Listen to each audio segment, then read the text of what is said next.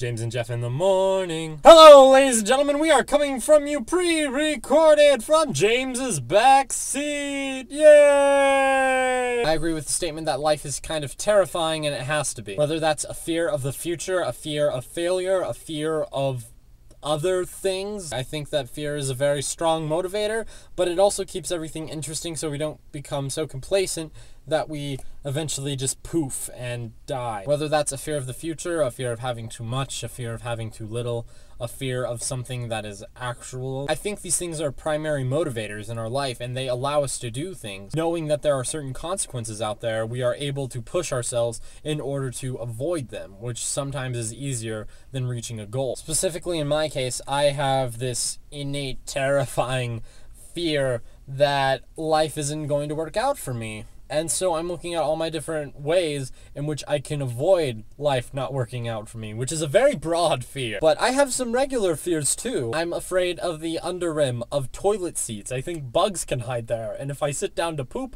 they will bite me. I have a fear of stickers and tape, and that they are primarily paper and sticky, so they're light enough to float on the breeze. And yet, if I inhale them, they might get stuck in my throat, and I will die. These are some really outlandish fears, but they do not stop me from having them. But what do we do to avoid these fears? We work them out in our mind. We create certain blocks. We check under the toilet rim for bugs before we sit down on the seat. There are ways to work around your fears. Part of life revolves around working around them to make yourself more comfortable. Right now, I'm afraid that I am never going to amount to anything, and that I will end up being a failure with my life who has nothing to show for it in the end. What I'm doing to avoid that is making myself as versatile as possible. I'm getting as much experience as I can in theater and post-production while majoring in digital culture with an emphasis in design. On top of that, I have years of experience building robots, doing carpentry, and of course, doing insulation as a trade. If everything goes according to plan, by the time I graduate university, I'll have a major and possibly a couple minors with a strong emphasis in computer programming. Now, if these things can't provide me a self-satisfactory of accomplishment, I have a very strong fallback that some people aren't fortunate to have. I have possibly the most supportive group of people in my life